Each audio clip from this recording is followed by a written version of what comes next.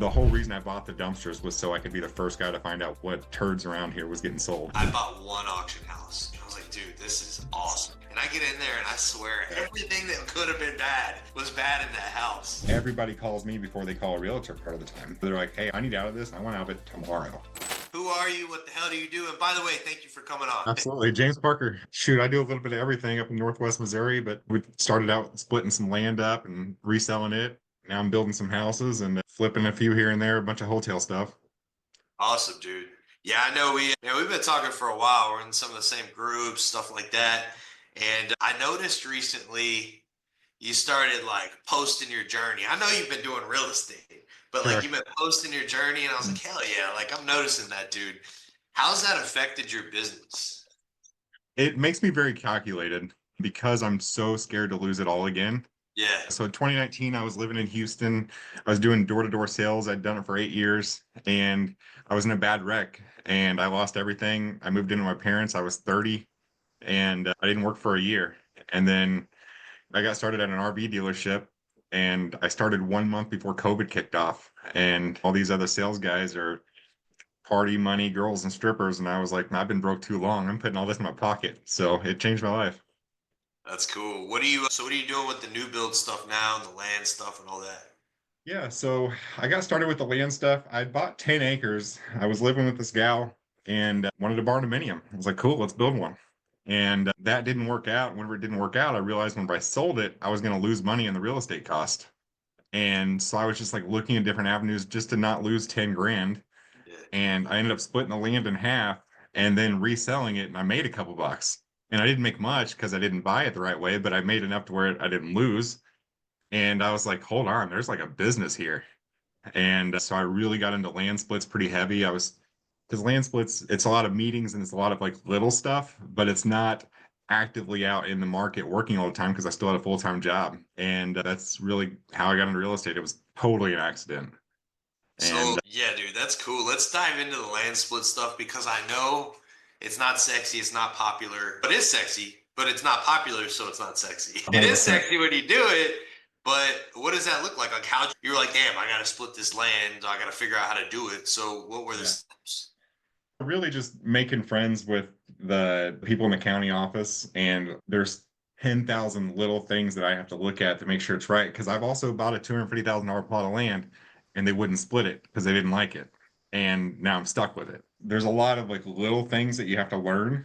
But once you really learn the process, it's just finding the right piece of land and finding the right deal on that piece of land that'll work out. And I have an eye for it. And I've sent stuff to Dylan before. Hey, I'm thinking about doing this land split. And he's like, how are you going to do that? And then I send it to him. He's, oh, that totally makes sense. A lot of people get stuck on they all have to be perfectly even acreages. You have 40 acres and they go, oh, they all got to be 10s. It's no, maybe you have two 12s and then you have an 8 and then you have like, it doesn't have to be all perfect. And that's a big thing that I learned that a lot of people can't see it if it's not perfectly even split. Yeah. So gotten pretty good at it. If you're cool with it, I'd like to jump into a little of the technical stuff because I like for people to have a resource to go to. You're an expert at it. You've been doing it. You've had good deals. You've had bad deals. I think you're only an expert if you've had bad deals. Oh, 100%. Just like a lot of counties, they want you to have so much road frontage, or they will only let you go so deep per how much road frontage you have, or you got to make sure you have water and power there. There was one I bought and I just assumed there was power there and I spent $14,000 getting power to it. And that was just one of those, I was like, oh, it's a $14,000 learning experience. But I also find a lot of them on the MLS. Yeah. Like over 60% of them. But landowners don't want to deal with it. It's a 4 or 5 month process. And between getting it split and getting it through the courts or through the hearings and everything, and then you have all the old farmers around you that they're in there kind of throwing around their political weight because they don't want a bunch of neighbors around their farmland. So just learning those little things. If you're on a highway, you got to make sure that MoDOT is going to let you put a driveway there because maybe it's at the crest of a hill. There's a lot of little stuff I got to look at, but making friends with the people in the county offices, like at first I would just call them and go, hey, how do I split land? Oh, you just need 5 acres. Cool. But that was just a quick phone conversation. But whenever I went in there and I was like, hey, what are all your little ins and outs of splitting land? They're, oh, you got to have this much road frontage and you got to be able to do this. And you got to do a soil test to make sure we can put in a sewer system out here. And there's all the little stuff that over the phone they didn't, it wasn't like a face. So they just told me what they needed to tell me to get me off the phone. And whenever I actually go in there, there's a lot more into it that you just got to show up and ask the question. Yeah. So you're finding these on the MLS, right? Like you're obviously not comping them the way other people, like normal people are like, oh, this track sold for this. You're like, hey, what could this be worth, like value add wise, right? Yeah. And my philosophy now that we're building is if I get stuck with it, I just build on it Yeah. because houses are way easier to sell than land. Yeah. Because with a house, they can get an FHA loan for 3.5% down or a USDA loan at 0% down, where on the land they need 20%. I just, it's now that I'm building, it's just another safety net. Yeah. That makes sense. So you're scouring the internet, you're scouring like Zillow, whatever, MLS listings, or you probably have a realtor, it's a buddy, so I can send you. No. I do everything on my own, Okay. or just Zillow. All right. So what do But your I also filters? check Zillow 17 times a day. So I have a buddy, he's a land guy. And the dude, I swear, looks at the same thing, like looks just all day. And I'm like, what the hell are you looking at when I talk to him? I want to be the first one to know. So I have my Zillow set on how many days on Zillow? 1 day. Yeah, So that I'm only seeing the stuff that's popping up with 24 hours. And then every night when I go to bed, I take off the 1 day thing and I look at everything in my area that's still there to see if anything that's like price changed. yeah. And then I'm looking at auction sites. I've been buying some auction houses, man. That's cool. That stuff sight unseen. That's like going to the boat and putting it all in black. But I am getting pretty good at that too. I bought one 3 weeks ago. I owned it for 9 days. I spent 4 days cleaning out. It was that hoarder house that I was posting, and I Yeah, made 42 grand in 9 days. that's awesome. Hell yeah. So I love it, man. But I've also got buddies that have bought an auction house and it was 200 grand and they got inside of it and the kitchen was burnt. Like there was a fire. Yeah. So it's a gamble. I got a funny story. I bought one auction house. It was, I think it was like auction.com. It was like a big site. And it was a big ass house, Corpus Christi. And I bought it for 70 G's and it's like huge. And I was like, dude, this is awesome. I'm gonna crush it. And I get in there and I swear everything that we tore out, everything, just Oh yeah. everything that could have been bad was bad in that house. And I was gonna lose. I'd already put like 100 G's in this thing, and still stuff was popping up. And I was like, dude. And I ended up, it was so big, I was like, all right, I'm gonna rezone it. So I went to the city, rezoned it as a multi-family, and just put some walls up. And ended up making a little money. But dude, if I wouldn't have, I would have lost so much money. I haven't bought an 1,000%. auction house since. Yeah, I think that's what kind of defines the difference and the people that figure it. You and I are problem solvers. Just, oh shit, how am I going to get out of this mess? And figuring that out just to mitigate your losses. Yeah. And I think it makes a big difference in being able to look at stuff through a different lens. I remember when I first started talking to you, I was telling you about how I was trading houses. Yeah. And you were just, that was our first real conversation. And, but just mitigating your losses and buying low, selling high, figuring it out. So the land thing's intriguing to a lot of people. They don't know how to look at it. They run from it. So you've got these filters set up, and obviously you want to be the first person to know what's price changing, what's coming on. What other filters are you looking at? Like having two road frontages, like a corner lot, that's a big one. It just opens up so many more possibilities. But I get so many people that send me like properties and I'm so quick to go, nope, not interested. But I also have to preface them like, hey, thank you for sending it to me though. Yeah. Because whenever I'm so quick to go, nope, I'm not interested, they get discouraged. Oh, I didn't want to waste your time. I'm like, no, you didn't waste my time at all. I just am very quickly able to look at something and see if I can do something with it or not. So I also have to kind of preface that like, no, not interested, but thanks a lot. I appreciate you. Yeah. And what about how are you pricing the value add on these? Say it's builders lots, right? Everybody knows, hey, get 10% of ARV or whatever the houses around there could be built by. Yeah, I don't really have an ARV or a percentage or anything. I just go, hey, I think I can sell it for this. I'm gonna have this in real estate cost. I'm gonna have this in holding cost. I'm gonna have this in split cost. Here's what I think I can make. Because if you're going off percentages on land, there's a big difference in a 10-acre tract and a 60-acre tract. The percentages are huge.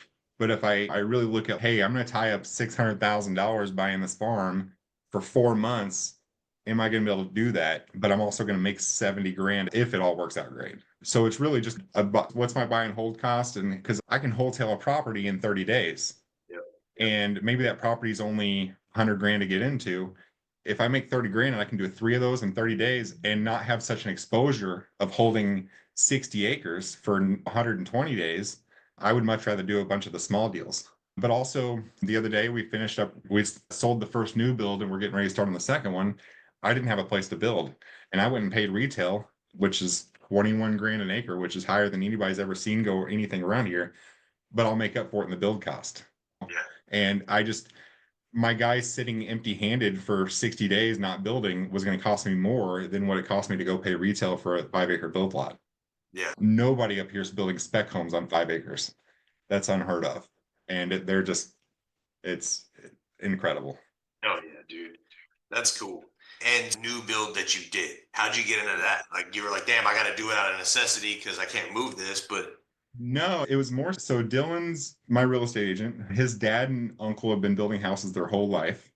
They are not contractors legally, I guess, or however that works, but they've been doing their whole life and there's no inspections up here where I live. But we actually, after we got it all built, we actually paid an inspector to come out and do it just to make sure everything was right. But it, like county wise and stuff like that, there's no inspections here. So we knew we could do it. We know that they've built a bunch of houses in their life. And me and Dylan just worked out a split. Hey, I'll provide all the money, I provide all the materials, you provide the labor, and let's work out the split and we both win. yeah, And it's just, I look at it as a separate business. Every Monday, usually in the evenings, me and Dylan meet up. He tells me where they're going to be at the end of this week, where they got last week, and what supplies they need. Then Tuesday morning, I go get the supplies, and I don't see him again for a week. But I trust these guys. They were doing a lot of my remodels and flips, so I don't have to babysit them, and I know that I can trust them. They're calling me all the time about, hey, how do you want this? And I'm like, guys, just make a decision. I like a lot of stuff I do want to know, but other stuff I'm like, guys, I trust you. And so that is a 1 day a week thing that I'm probably making 150 or 200 grand a year off of yeah, that I don't have to babysit these guys. But I also know that I couldn't do it without Dylan or his family. So I was no questions asked where it was like, hey, I don't need to pay you blah blah blah blah to build. I need to let's just do a split. So we're both vested. We both want the houses to get done quickly because we both want to get paid. So there's no, oh, I had 13 other jobs come up. I didn't work on it this month. It's, hey, let's like by making a vested interest for both of us, it keeps them rolling. But also I show up 12 times throughout the course of a 3 or 4 month period, and then the house is done. yeah, And I just keep the contractors and the materials rolling in, but they do 90% of it. We just sub out concrete, drywall, paint, and the roof. yeah, They do everything else. And his dad yeah, used to be an HVAC guy. They have quite a bit of electrical knowledge. And after the first build, I was like, hey, let's send an inspector out here to make sure everything does look right. Because me and Dylan, we're both sales guys. We're kind of shooting from a hip. Hey, we're gonna GC this thing. yeah. Let's make sure it's right before we're putting it out there. There's another guy in my hometown that does some building stuff, and he has a bad name. And starting off, I did not want to ever get that rep. So I'm like, hey, let's do an inspection, make sure we're actually doing this stuff right. Because if we need to rip something out, I want to know before we sell the first one, before we build the second one. So it's been an incredible journey. So me and Dylan showed up. We're both from the same hometown, but he's 8 years younger than me, and I moved out when I was 16. So we Yeah. never ran in the same circle. I invited a buddy to MDM in 2023 in Dallas, and my buddy invited Dylan. And at that point, me and Dylan had done one deal together, but he wasn't my real estate agent. He was just like this guy that brought me a deal. And MDM, him and I clicked. And shoot, this last year we did 2.2 together, and this year we're projected to do 3.5. Oh yeah, yeah. And that's just like my personal transactions, not including the stuff that he's doing on the other people, referrals I'm sending him because they're not deals for me. Like it's growing very quickly, and it's been super cool. That's cool, man. And I like that you mentioned the wholetail thing because once you get experience, people are like, they'll do their flips, they get their knowledge, whatever, but you start to realize the velocity of money is so important, right? Like you said, it's damn, like we got all this money out, but we got to get paid.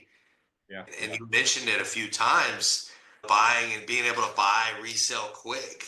It's huge. Yeah. So and I've made the joke to Dylan before. I'm like, shoot, you made more money on this flip than I did as my contractor. Yeah. And it's all love. We don't count each other's money and stuff, but I quickly found out that sometimes it's way better for me to flip it to another investor because I'm really good at finding deals, especially I'm working in 2 counties in Northwest Missouri, Yeah. but I've also become the guy. Like everybody calls me before they call a realtor part of the time. They're like, "Hey, I need out of this. I want out of it tomorrow." Yeah. And so I'm able to flip a lot of deals to deal in if I can't make it work in my book. But also, all my t-shirts say I buy crack houses and regular ones too. Like it's all a joke, but it's enough to get attention on social media in this small town. And I go to the bar every weekend or every other weekend. I don't even really drink that much. Like usually I'm drinking sweet tea, but everybody wants to talk real estate because that's how they know me. Oh man, actually my grandma just died. Or so and so's moving to a nursing home, whatever. We need to get together. And they'll start to really talk to me about the deal. I'm like, hey man, let's just have a good night tonight. I'll buy them a drink or because then I'm their buddy. Yeah. But then I call them tomorrow and let's actually talk through this thing. Like we don't have to work it out that night in the bar, but that's how you market yourself in a small town. Go to the local bar. It's just putting myself into those rooms, even if I'd rather not be in a bar sometimes till midnight.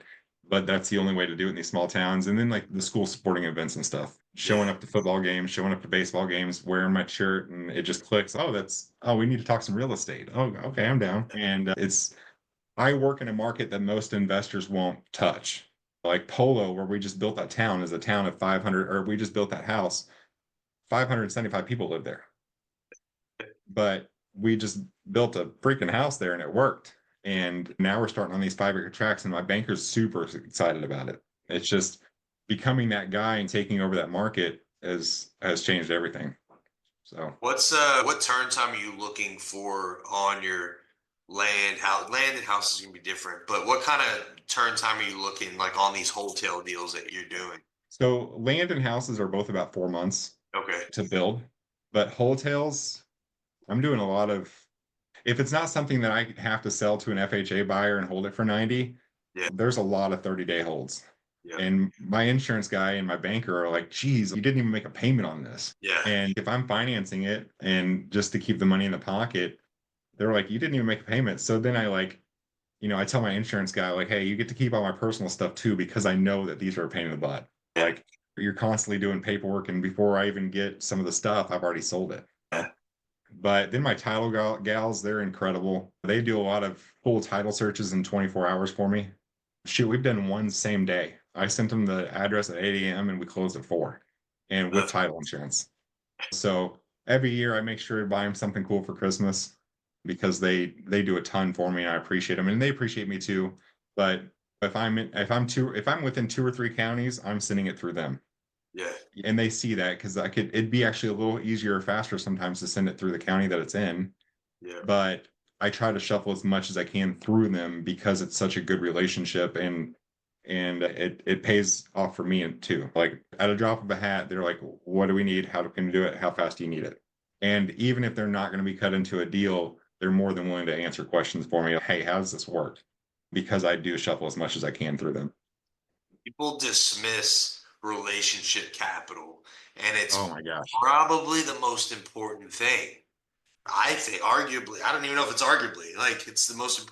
I do the same thing. I use the same title company in Texas, like in Yeah. Texas.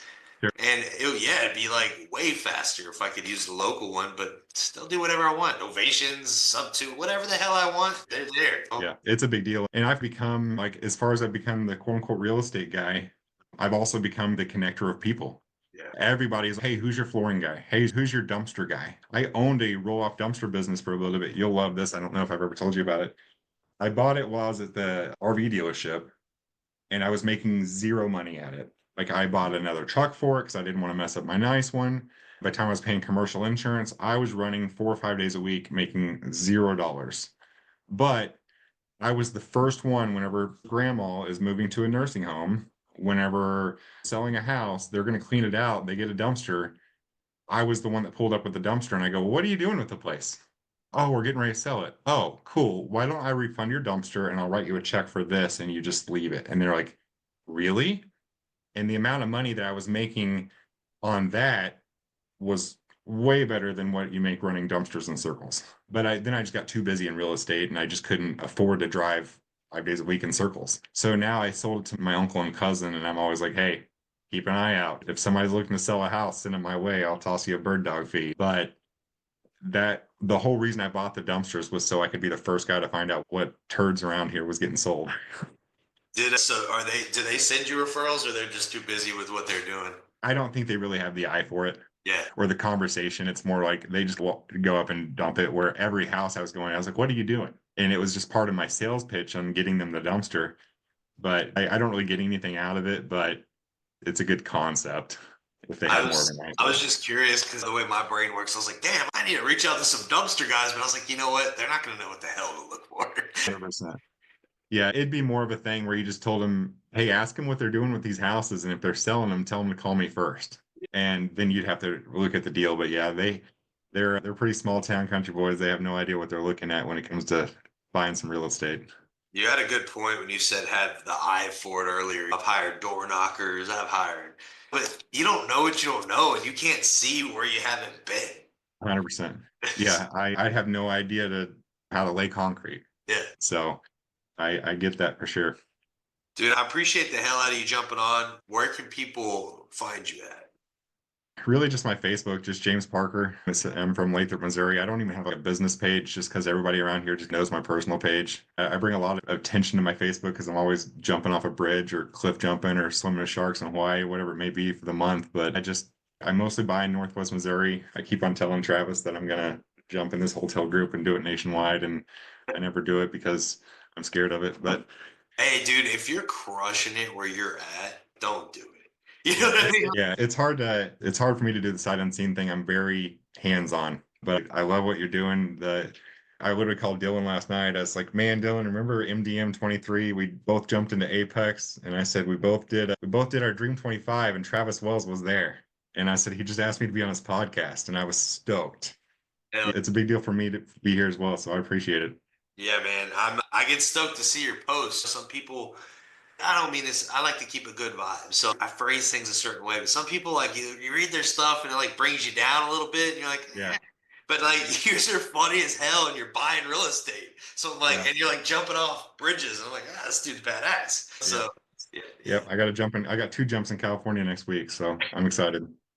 cool, dude. We'll keep kicking ass, and we'll be talking Yes, sir. I appreciate you. later, dude. See ya.